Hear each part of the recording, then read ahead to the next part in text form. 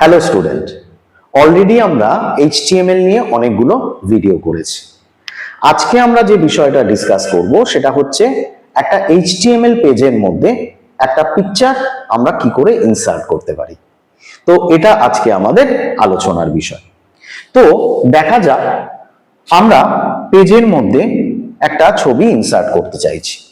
প্রথমত দুটো বিষয় মাথায় রাখতে হবে। এক নম্বর, আমরা যদি সহজে করতে চাই তাহলে HTML ফাইলটা এবং পিকচার ফাইলটা আমরা একই জায়গায় রাখবো, অর্থাৎ একই ফোল্ডারের মধ্যে রাখবো। আর যদি মনে করি সেটা করব না, সেক্ষেত্রে কিন্তু আমাদের টোটাল পাথটা ইউজ করতে হবে। এক্ষেত্রে আমরা যেটা দেখাবো যে HTML ফাইলটা এবং পিকচার ফাইলটা দুটো একই ফোল্ডারের মধ্যে আছে এবং সেক্ষেত্রে কিন্তু আমরা শুধুমাত্র ফাইল নেমটা ইউজ করব, পুরো পাথটা আমাদের ব্যবহার করার প্রয়োজন হবে না। দেখা যাক, আমরা এই ছবিটাকে ইনসার্ট করতে চাইছি। সেই জন্য আমরা শুরু করলাম HTML থেকে, কারণ আমরা জানি যে সম্পূর্ণ প্রোগ্রামটা HTML কোডের মধ্যে লিখতে হয়। এরপরে আমরা হেডের মধ্যে টাইটেল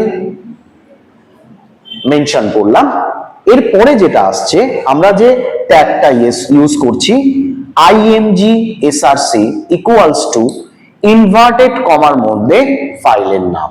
তো ফাইলের নামটা এখানে কি আছে? ai.jpg। তো এক্সটেনশন কিন্তু যে কোনো হতে পারে, যেমন jpeg, png, bmp বা আরো অনেক পিকচার এক্সটেনশন হতে পারে। তো আমরা যে ফাইলটা ইউজ করছি, যে পিকচারটা ইউজ করছি, তার এক্সটেনশন যেটা থাকবে সেটাই কিন্তু এখানে মেনশন করতে হবে, অর্থাৎ ফাইলের নাম ডট এক্সটেনশন। এরপরে আমরা বডির মধ্যে যেহেতু এটা মেনশন করেছি, বডিটাকে আমরা ক্লোজ করে দেব। বডিটা ক্লোজ করে প্রোগ্রামটা আমরা রান করতে পারি। এইভাবে কিন্তু আমরা একটা পিকচার পেজের মধ্যে ইনসার্ট করতে পারি। নেক্সট আমরা যেটা দেখব সেটা হচ্ছে পিকচারটা আমরা যদি একটা পার্টিকুলার সাইজে চাই। আমরা আগের ক্ষেত্রে দেখেছি পিকচারটা বেশ বড় ভাবে এসেছিল। তো ওই পিকচারটাকে আমরা যদি রিসাইজ করতে চাই, সেক্ষেত্রে সম্পূর্ণ বিষয়টা কিন্তু সেম থাকবে। এখানে কিন্তু কোনো রকম কোনো পরিবর্তন হবে না, শুধুমাত্র img src equals to ai.jpg ফাইলের নাম ইউজ করলাম। এক্ষেত্রে দুটো অ্যাট্রিবিউট আমরা ব্যবহার করব, অর্থাৎ সাব ট্যাগ ব্যবহার করব।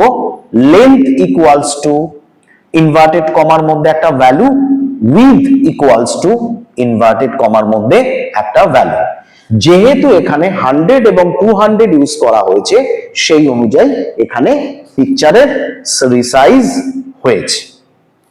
তো এইভাবে কিন্তু আমরা একটা পিকচারকে পার্টিকুলার সাইজে HTML পেজের মধ্যে ইনসার্ট করতে পারি। লাস্ট আমরা যেটা দেখব সেটা হচ্ছে, আমি পিকচারটাকে যদি একটু অন্য প্লেসে করতে চাই, অর্থাৎ এর আগের দুটো ফাইলের ক্ষেত্রে আমরা দেখেছি পেজের একদম কোণা ধরে কিন্তু ওপরে পিকচারটা ছিল। এবার আমরা যদি পিকচারটাকে একটু সরাতে চাই বা একটু নিচে নামাতে চাই, সেক্ষেত্রে কিন্তু আমাদের অন্যভাবে একটু করতে হবে প্রোগ্রামটা।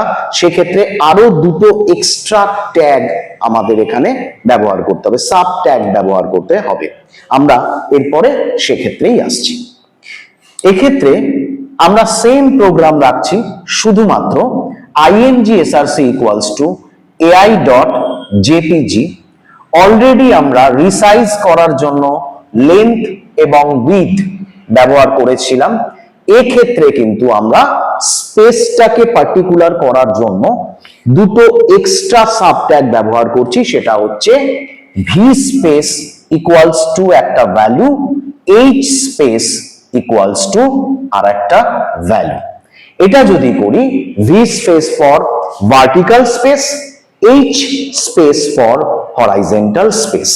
এইভাবে কিন্তু আমরা একটা পেজের মধ্যে পিকচার ইনসার্ট করতে পারি, তাকে রিসাইজ করতে পারি এবং পার্টিকুলার জায়গাতে আমরা ছবিটা নিয়ে আসতে পারি। আশা করি প্রত্যেকে বুঝতে পেরেছো। That's all for today. Thank you so much.